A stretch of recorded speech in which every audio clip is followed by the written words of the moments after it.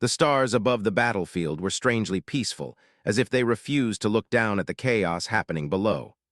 Ashen smoke curled through the broken stone arches of the ruined capital. Burning ships floated like dying fireflies across the sky. And in the center of it all stood a single human, Commander Hale, breathing heavily, armor cracked, face streaked with soot. He had come to this world as an outsider, a wanderer with no home and no flag. The empire, feared by half the galaxy, had ruled with iron cruelty for generations. Their armies marched without mercy, their warships swallowed entire cities. Yet this lone human, small compared to the towering alien soldiers, had done what no nation dared. He challenged an empire that mocked the idea of freedom. Had not planned to conquer anything.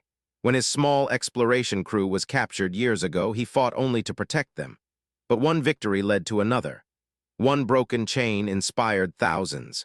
Soon, whispers spread through the empire, the human who defies kings, the human who cannot be stopped, the human who rises after every fall. Now the palace doors lay shattered behind him. The empire's banners had fallen. The wind howled like a mourning creature through the silent corridors.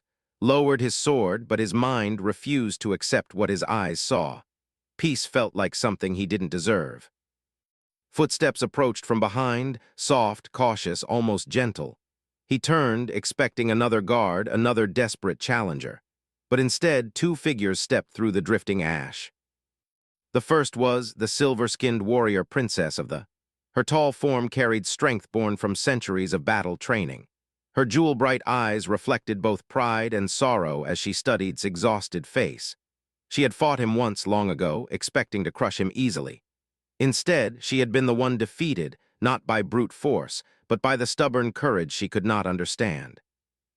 Beside her walked the emerald-scaled healer of the clans, a tribe almost erased by the empire. She had tended to secretly during the early rebellions, sneaking past soldiers with medicine and hope. Her quiet heart had been the first to believe in him, long before he believed in himself. Now they approached him together, moving through the ruined hall as if the smoke parted for them. "You did it," whispered her voice, trembling softly. "The throne has fallen." Looked away, his expression clouded. "I didn't come here for a throne." Lifted her chin, her voice sharp but warm. "No one said you did. Sometimes leadership chooses the one who tries hardest to avoid it." He almost smiled, but his shoulders sagged. With the empire defeated, thousands of worlds waited for guidance. Millions looked to him as a symbol. The weight of their hopes landed on him like an invisible mountain. For a moment, he felt like he might break. Reached out, placing her cool, gentle hand over his trembling one. Her touch grounded him. Stood at his other side, her firm presence like a shield he didn't know he needed. "You are not alone," said quietly. "You fought with honor. Many will follow you because they trust you, not because they fear you." Nodded, "And you have us. Whatever road comes next, we walk it with you." His eyes burned, not from smoke, but from emotion he had buried for too long. He had lost so many friends on this journey. He had seen too much death, heard too many final cries. Yet standing here between a warrior who once challenged him and a healer who once saved him, he felt something he had forgotten existed. A future. The ground rumbled beneath them as a distant tower collapsed. Dust swept across the hall in a wild swirl, yet the three of them stood unmoving, three figures bound by battle, sacrifice, and something unspoken that had grown between them. Finally spoke, his voice low but steady. "Then help me build something better than what we destroyed." His sharp smile carried pride. His gentle eyes shimmered with hope. And as the sun began to rise behind the wreckage of an ancient empire, a new legend quietly began. One not of conquest, but of a human who refused to stand alone, and the two alien women who chose to stand beside him. Morning light spread across the ruined capital, casting long golden beams through broken spires. But even with the sun rising, the city didn't feel alive yet. Streets were silent, filled only with scattered armor, fallen banners, and the faint crackle of burning debris. Victory had come, yes, but victory always left heavy shadows behind. Hale walked slowly through the empty palace courtyard, listening to the distant murmurs of freed people gathering outside the gates. He felt their eyes on him even from far away, hopeful, frightened, unsure of what came next. Every step seemed heavier than the last. He had defeated emperors, crushed armies, broken fleets, yet this quiet morning felt like the hardest battle of all. Paced beside him, her long strides sharp and focused. Her silver skin caught the sunlight, giving her a regal glow, but her expression remained troubled. She had been raised to serve the Empire. Even if she rejected its cruelty, the ruins around her still carried the echoes of her ancestors' rule. Followed close behind, holding a small pouch of healing herbs.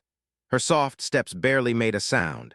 Her emerald scales shimmered like dew-kissed leaves, but she looked at with deep worry. His strength was fading, not from wounds, but from the overwhelming responsibility pressing on his shoulders. Stopped at the edge of a broken fountain. "Listen to them," he said softly. From beyond the walls came voices, thousands of them. Some cheered his name, others shouted in fear, some demanded justice, others cried for revenge.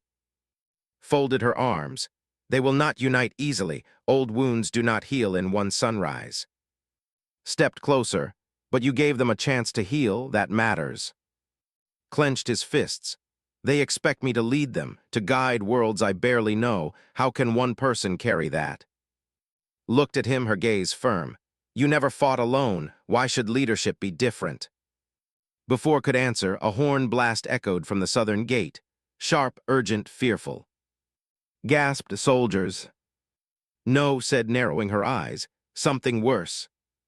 A messenger stumbled through the palace entrance, breathless, covered in dust. His antennae twitched in panic. "Commander Hale, a faction of the old Imperial Guard refuses to surrender. They gather in the lower district. They say the Empire will rise again if you fall."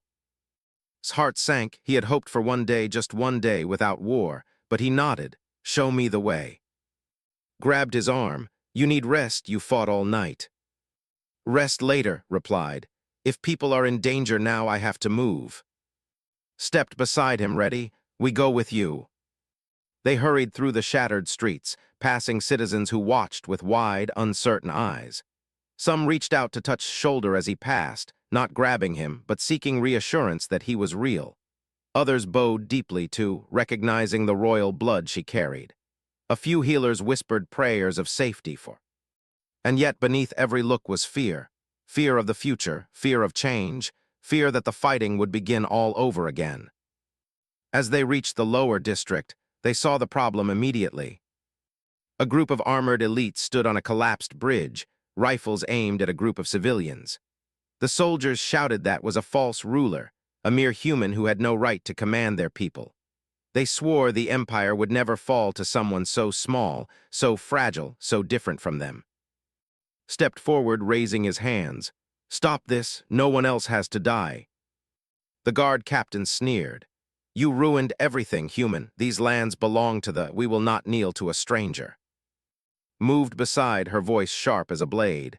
"You kneel not to him, but to peace. Lay down your weapons." The soldiers froze. They knew her. They knew her lineage. The granddaughter of the former emperor, now standing beside the man who destroyed the throne. It confused them, frightened them. Took a gentle step forward. "Violence will only bring more loss. Please let the wounds close." For a moment there was silence, thick, tense, trembling. Then the guard captain raised his weapon toward. A single shot cracked through the air. Cried out. Moved lightning fast, blocking the blast with her shattered arm guard, the energy scorching her skin. She stumbled but did not fall. Saw the fear in the civilians' faces, the hatred in the rebels' eyes, the desperation in stance. Something inside him ignited, raw, fierce, unshakable. He stepped forward with a voice that echoed like thunder. "This empire was built on fear. I will rebuild it on justice. Stand down or face the future you're too afraid to accept." The soldiers hesitated, and the world seemed to hold its breath. For a full, endless moment, the lower district fell silent. Dust floated through the air like drifting snow. Civilians held their breath. The rebel soldiers tightened their grips, unsure of whether to fire or flee. Hale stared at them with steady eyes, eyes that carried pain, resolve, and something stronger than fear. The guard captain's rifle trembled. Behind's injured arm hung stiffly at her side, smoke rising from her guard plate. Knelt beside her, hands glowing faint green as she began healing the burn. But even while tending to, kept her gaze on, worried he might be about to cross a line he could never return from. The captain spat on the ground, a human speaking of justice, pathetic. Stepped closer, not as a conqueror, but as someone who truly believed peace could still be saved. If you fight now, it will not bring back the empire you knew. It will only bring more graves. One of the younger soldiers wavered. Captain, maybe we should listen. Silence, the captain roared. He raised his weapon again. Before could move, pushed herself up, ignoring's protest. Her voice cut through the chaos like a blade. Captain Varix, my family ruled this empire for 7 generations, and I tell you now, the throne we built was made of suffering. Hail freed us from becoming monsters we no longer recognized. Varix froze. The other soldiers looked at one another, deeply shaken. Had never spoken against her own bloodline in public. Hearing her say it, hearing her reject the very foundation of their empire, struck them harder than any weapon. Rose slowly, her healing glow fading. We all lost someone to the old ways, she said softly, but anger will keep us trapped in the past.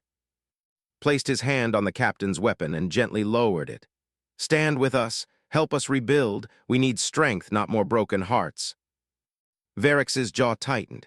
He searched space for pride, for arrogance, for the hunger to rule, but found none.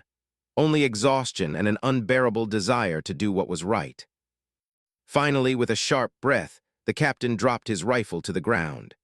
The rest of the soldiers followed, one by one, until the air no longer hummed with the threat of violence. Civilians broke into relieved sobs. Children clung to their parents. A few rebels sank to their knees, unable to hold back their emotions. Exhaled slowly, leaning on for support. You handled that better than most kings, she said quietly. Shook his head. I don't want to be a king. But you are something harder, whispered. You are a guide. The words hit him deeper than he expected. Hours later, back within the palace, the great hall was no longer dark and silent. Representatives from different districts had gathered, unsure of what planned. Some wore fine robes. Others came with cracked armor or dirt-stained cloaks. They all shared the same anxious energy, what future awaited them. Stood at the center of the hall, with on his right and on his left. His voice carried across the marble floor. I did not fight this war to claim a throne. I fought because no one should live in fear. Today, I ask each of you to help create a council, one where every world has a voice. Gasps and murmurs filled the room. Stepped forward. The era of a single ruler ends today. Added softly, let us build something kinder than what came before. Some representatives nodded eagerly. Others frowned in distrust. The galaxy had known empires for so long that freedom seemed like a strange, fragile idea. One elder approached, his wrinkled face trembling. Commander Hale, if we accept this council, who will carry the burden, who will keep the peace? Looked around the hall at faces filled with fear and hope. The sun filtered through the broken ceiling above, lighting the stones where old rulers once walked. Everyone, he answered. Peace is not one man's job, it belongs to all of us. A ripple of emotion spread through the audience. Some cried, some bowed, some stared in stunned silence. This was not the empire they knew. This was something new, something uncertain but alive. When the meeting ended, stepped onto the balcony. Outside, thousands of freed citizens gathered, waiting, listening. When they saw him, a wave of applause and cheers rolled through the crowd, filling the sky like thunder. Felt slip her hand into his, stood tall beside him, her presence strong and unwavering. You are building a new world, whispered. Smirked softly, and they already trust you more than you trust yourself. Gazed at the hopeful faces below. He had conquered an empire, but now came the harder task, rebuilding souls broken by its rule. And he would not face that task alone. Days passed, but peace did not settle as easily as hoped. The ruined capital worked tirelessly to rebuild its streets. Children carried bricks. Old merchants cleared rubble. Healers tended to wounded workers. The air smelled of dust and new beginnings, yet tension lingered like a dark cloud that refused to drift away. Stood on the half-repaired balcony overlooking the city. Fresh banners hung from the palace walls, symbols of unity instead of domination. But unity, he learned, was fragile. One whispered rumor could shatter it. One angry voice could ignite chaos again. Joined him wearing new armor crafted from salvaged star metal plates. Her chin lifted toward the horizon. They are rebuilding faster than expected. Yes, said quietly, but fear still walks among them. Knew what he meant. Many citizens still didn't trust him, others him too intensely. And some, those from distant districts, believed the empire would collapse completely if a human kept leading reforms. Behind them, footsteps approached, stepped into the balcony carrying a tray with warm broth and fresh fruit. "You have not eaten since morning," she said softly, tried to protest, but she placed the tray firmly in his hands. "You cannot lead on an empty stomach," she added with a gentle smile. Took the bowl and sighed. "I wish leadership were as simple as eating." Crossed her arms. "It is not, and it will not be. Our enemies are quiet now, but they watch from the shadows." His expression changed. "Speaking of shadows, I heard troubling whispers from the northern expanse." Straightened. "What whispers?" Hesitated. "A new faction calling itself the Crimson Circle is gathering support. They claim the Empire's fall is a sign to purge all humans." Hissed under her breath, "Fanatics." His jaw tightened, "And they blame me." "They blame what you represent," said. "Change always frightens those who cling to old power." Before could respond, a guard rushed onto the balcony, breathless. "Commander, a council messenger has arrived. He carries urgent news from the outer colonies." Exchanged a look with, and before following the guard. The council chamber buzzed with nervous voices when they entered. A thin, trembling messenger stood at the center, holding a with cracked edges. When he saw, he bowed deeply. "Commander Hale, a disaster-struck outpost." Moved closer. "What kind of disaster?" The messenger swallowed hard. The Crimson Circle attacked a convoy of refugees. Homes were burned, supplies stolen, families displaced. They left a message carved into the ground. Covered her mouth in horror. "What message?" The messenger handed clicked it on, and a dark image appeared: burned earth, ashes, scattered debris. Carved across the dirt in jagged lines were the words, "A human cannot rule us." His chest tightened, felt the shift in his breath, sensed the pain behind his silence. Spoke first. "We should strike back immediately, show them we will not tolerate this." Shook her head. "An attack will start another war. Innocent people will pay the price again." Pressed against his chest, thinking. His heart felt heavier with every passing second. The council members whispered among themselves, some calling for revenge, others begging for negotiation, some arguing that humans should leave space entirely. He raised a hand, and the room fell silent. "We will not respond with destruction," said, "but we also cannot ignore them. I will travel to myself. I want to see the damage, speak to the survivors, understand what we face." Frowned. "You risk too much going alone." Stepped forward. "Then we go with him." A murmur spread through the council chamber. Some surprised, some relieved, some even offended that two alien leaders would stand beside a human. But felt something warm settle inside him. "I'm not asking either of you to come," he said softly. Scoffed. "Then don't. We come because we choose to." Touched his arm, her eyes gentle. "Where you walk, we walk." The moment settled like sunlight breaking through clouds. That night, as the city lights flickered below, prepared supplies for the journey ahead. The future was uncertain. The Crimson Circle was bold and growing. Hope and fear were wrestling across the Empire's heart. Checked her blade, making sure its edge gleamed. Filled her medical satchel with herbs that glowed faintly in the moonlight. Together they set foot outside the palace, stepping into the cool night air. Looked up at the star-filled sky. "For peace," he whispered. Nodded. "For justice." Added, "For all who still believe." And the three of them walked into the unknown, unaware that an even darker storm was waiting for them beyond the horizon. The journey to Outpost took 2 days by shuttle. Stood near the front window as they descended, watching the landscape below transform from green valleys to scorched plains. Black smoke rose from shattered settlements. Burnt trees stood like silent bones. The air shimmered with leftover heat from fires that hadn't fully died. Gasped softly, I did not expect it to be this bad. His eyes narrowed. The Crimson Circle wanted to leave a message, and they succeeded. His fists tightened as the shuttle landed on cracked ground. The ramp opened, releasing a wave of hot, dry wind. The smell of ash filled their lungs. A group of frightened survivors stood waiting, their clothes torn, their eyes hollow. When they recognized, they murmured in confusion, some grateful, some wary, a few openly afraid. An elder approached first. Her hands trembled, but her voice remained steady. "Commander Hale, thank you for coming." Bowed slightly, "I came to understand your suffering and to help you rebuild." The elder gestured for them to follow. As they walked through the ruined settlement, every corner revealed new pain. A collapsed home where a family once lived, a burned cart of food supplies, a memorial stone etched hastily for those who didn't escape in time.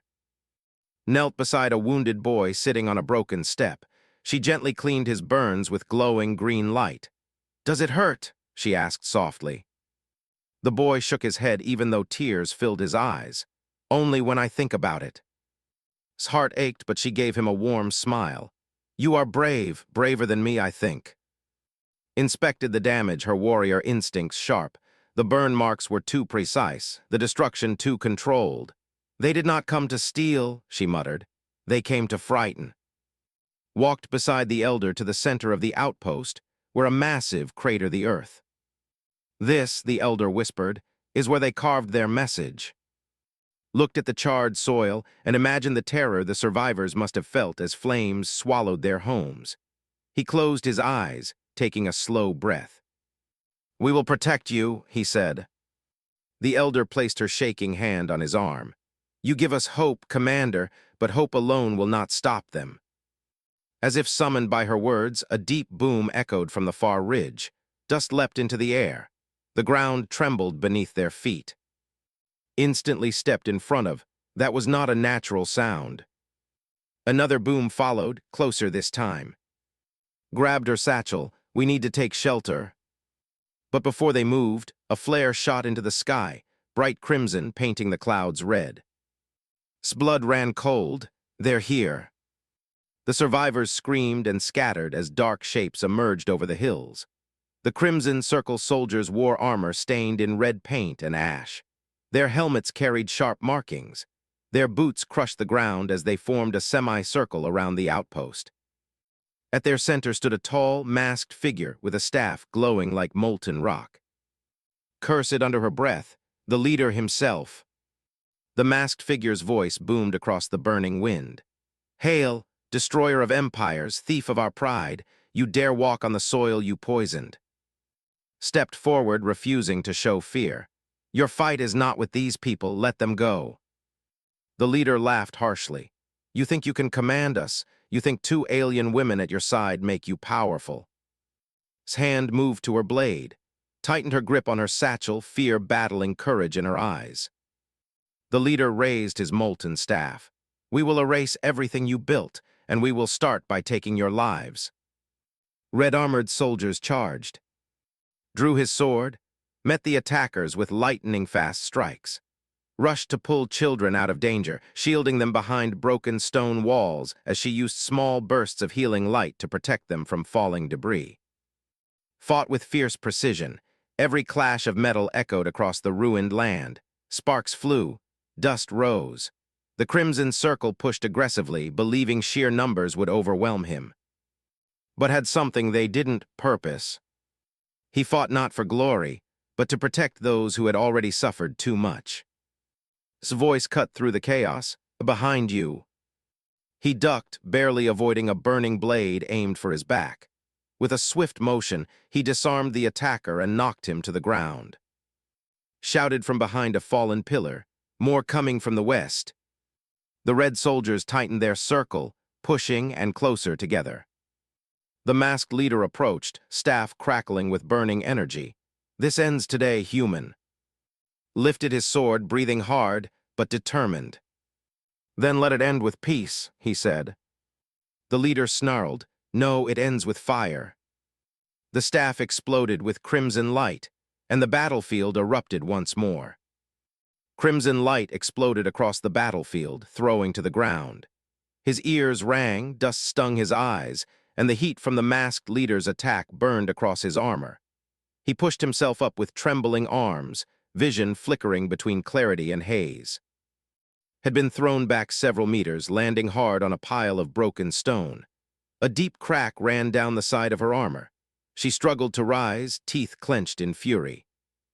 Crouched behind an overturned metal cart with two frightened children, shielding them with her glowing hands. Sweat dripped down her forehead as she fought to hold a protective barrier against the storm of debris. The leader of the Crimson Circle advanced, his molten staff pulsing with every step. "Look at you," he growled. The great conqueror brought to his knees. Forced himself to stand. His sword felt heavier than ever, but he lifted it anyway. "This isn't about me, this is about innocent lives." "Then die for them," the leader snarled, rushing forward. Barely blocked the incoming strike. The force pushed him back, boots digging into scorched earth. Each blow came with sparks and waves of heat. His arms shook, his breath came in gasps. Leapt in from the side with a fierce battle cry, swinging her blade toward the leader's flank. He blocked her easily, but she held her ground despite her injured side. "You will not touch him," she hissed, eyes burning with defiance. Called out from behind the debris, "Your armor, stop pushing yourself." But ignored the warning. She lunged again, fighting through pain with relentless courage. Her blade met the leader's staff again and again, creating flashes of red and silver light. The leader became impatient. With a furious roar, he swung the staff in a wide arc, releasing a shockwave that sent flying back toward a collapsed wall. "Oh," shouted, sprinted toward her, sliding across the dirt to reach the warrior. Her hands pressed over his cracked armor, glowing with healing light. "Stay with me, please stay with me." Grimaced but nodded weakly. "I'm not going anywhere." The leader turned his attention back to, "You care too much, human, that is why you will lose." Steadied his stance, raising his sword again even though his strength was fading. "Caring is why I fight." Their weapons clashed once more. Sparks scattered like dying stars across the battlefield. The leader pressed forward with brutal force, each strike heavier than the last. "Your compassion is weakness," the leader roared. Ducked under a blow, stepped forward, and delivered a slash across the leader's shoulder. A crack split the crimson armor, revealing dark skin and burning fury beneath. "No," said, breathing hard, "it's what gives me power." The leader shrieked in anger and gripped his staff with both hands. The molten glow intensified. The air hummed with rising energy, sensed what was coming, one massive blast powerful enough to end everything in its path. It cried out, "Move," but didn't move away. He moved forward. Before the leader could release the attack, grabbed the staff with one hand, ignoring the searing heat that burned through his glove. The pain shot up his arm like fire, but he held on with everything he had left. The leader froze in shock. "What are you doing?" Met his gaze with steady, unbroken resolve, ending this. With his other hand, he drove his sword into the ground. The impact triggered a shock of energy as the sword's inner core reacted with the molten staff. A burst of blinding white light shot upward, swirling around both weapons. The ground trembled. Loose stones rolled across the battlefield. The leader screamed as the staff's energy spiraled out of control. Flames wrapped around his armor, melting parts of it. The force knocked him backward, crashing into a broken pillar. Collapsed to his knees, his burned hand shaking violently. Smoke curled from his fingertips. His body felt like it was made of stone. Pushed herself upright with help, eyes wide. "Your hand." Rushed to him, voice trembling. "Let me heal it, please." But shook his head. "Later, he's not finished." Indeed, the masked leader crawled out from behind the pillar, armor cracked, breathing ragged. His rage burned hotter than the fire around him. You dare humiliate me. Stepped in front of, raising her battered blade. Touch him again and you will face both of us. Stood at side, hands glowing fiercely.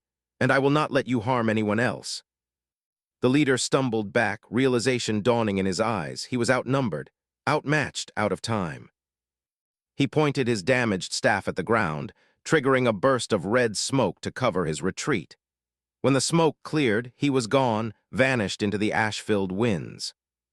The battlefield fell silent. Children emerged from hiding. Survivors lifted their heads. The danger had passed, but the pain lingered. Bowed his head, exhausted, burned, and trembling, but alive. Cupped his injured hand gently, tears shining in her eyes. You should have protected yourself. Placed a hand on his shoulder. You fought like a true protector. Looked at them, voice soft but steady. I didn't fight alone. And for the first time since the journey began, the three of them allowed themselves to breathe. A quiet dawn settled over the capital of the United Empire. Soft silver light touched the tallest towers, and for the first time in months, the city felt calm. People walked without fear. Markets opened without worry. Children laughed as if the sky had never burned with war. Yet stood on the balcony of the Sky Fortress with a heavy heart. Victory had come, but peace was not simple. He felt the weight of thousands of hopes resting on his shoulders. He had conquered an empire, saved a continent, and united two alien races, but now a new challenge waited, one without weapons, one without soldiers, one without maps or strategies. It was the challenge of shaping the future, and this time he would not face it alone. Stepped beside him, her violet eyes glowing softly. She wore a ceremonial cloak embroidered with the marks of her people. Her long hair moved gently in the morning wind. You have been awake since the night, she said quietly. Your mind is wandering again. A moment later, Lyra joined them as well. Her blue skin shimmered like polished stone in the sunlight. She placed a warm hand on his arm and studied his face with deep concern. You breathe as if carrying mountains, she said in her calm, melodic voice. Speak, what troubles you now? Sighed, the war is over, but danger still lives. Even if the invaders are gone, fear remains in the hearts of people. They look at each other with old distrust. I do not know how to heal that. Moved closer and touched his hand. A leader does not erase pain in a single day, she said. But you have already planted the roots of peace. We will help you grow them. Lyra nodded. And you forget something important, she added gently.